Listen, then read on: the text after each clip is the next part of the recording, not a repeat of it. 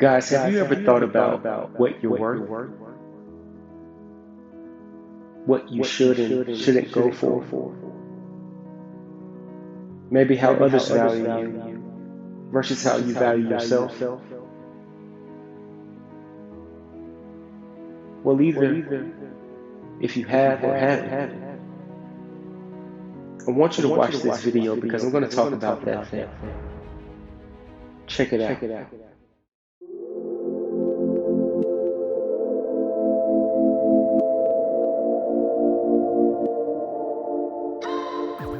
Hi guys, it is Dr. Cody Dukes and we are back again for yet another video. Now you already know what to do. If you haven't already, go ahead and smash that like button. And if you're not already subscribed, guys, what are you waiting for? Go ahead and subscribe to this channel.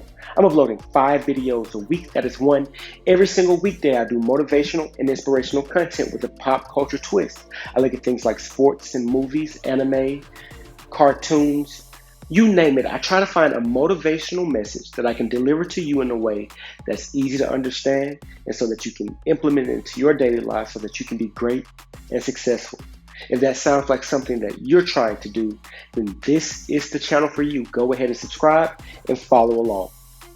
Now, with that out of the way, today I want to talk about another game show. And it's a game show that became rather popular, I believe, in the 2000s. And it's a game show by the name of Deal or No Deal. Now, Deal or No Deal was a game show that worked like this. There were like 20 briefcases. Each had a dollar amount on the inside written on a card. At the beginning of the game, you as the player would pick a briefcase, and that would be your briefcase.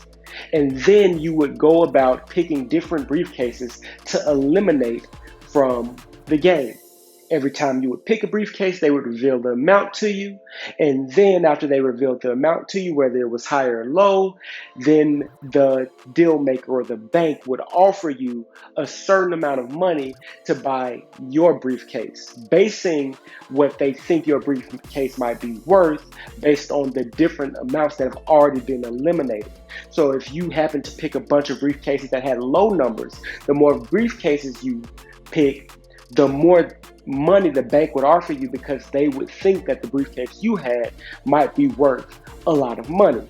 But if you had already eliminated a bunch of the higher values early on, then the bank might offer you less money because they think that the briefcase that you picked at the very beginning might not be worth that much. And then at the very end, when you get down to one last briefcase, if you haven't already taken the deal that the bank has offered you, you have one last chance to either stick with the case you picked or to take one of the cases, the last case that's left, and swap it out. So it's a game of basically trusting yourself, trusting whether or not you picked right, and then allowing someone else to make an offer to you based on what they feel the value is in your briefcase.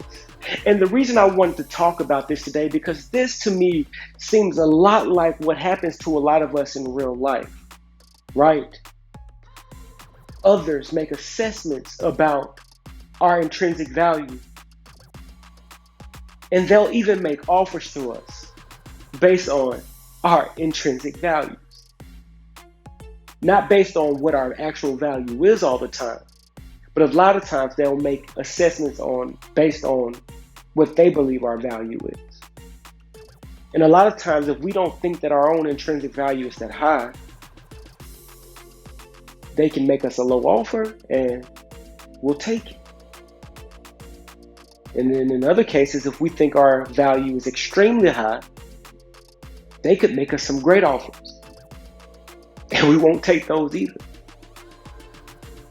And the reason there seems to be this big, chasm between the two extremes is because just like in the game, we don't know the value of what's in our own briefcase. We can guess, we can trust, but when we don't know our own value, we can find ourselves in situations where people will have us going after things and doing things and accepting offers that are way lower than what we're really worth. Or on the opposite end, we'll have such inflated egos because of our overestimation of our own worth that no matter how good the offer is, we won't take it because we believe that something better is coming down the line, right? Great example of both of these, right? The first one being someone like Scottie Pippen, right? Who in the recent Last Dance documentary, he talked about and complained about how he had this contract where he was one of the best players in the NBA. You could argue top 10, easy.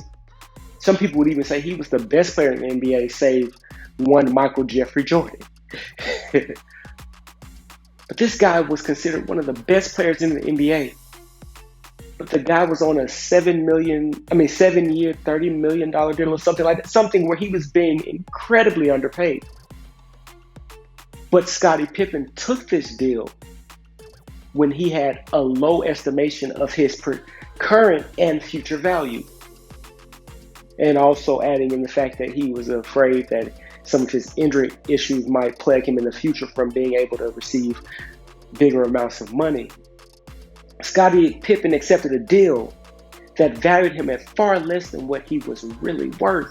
And he regretted it, and he allowed that deal to make him even resent some of even his own teammates in the organization for which he played.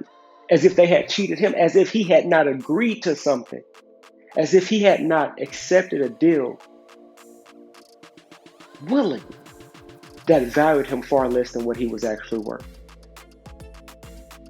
But on the opposite end of the spectrum, look at somebody like Dennis Schroder, who I want to say 2 years ago got offered by the Lakers $80-something million for 4 years. And because he had a higher estimation of his own value, he turned it down. It was an incredible offer, but he turned it down because he valued himself more highly than that. And a year later, he left the Lakers and signed a deal for a fraction of the value. Why? Because he was on that other end of the spectrum where he valued himself so much so that when a good deal came, he couldn't see it because he didn't know what the number in the briefcase was. So guys, today's video is about knowing your worth, knowing what the number is in the briefcase that you have sitting in front of you.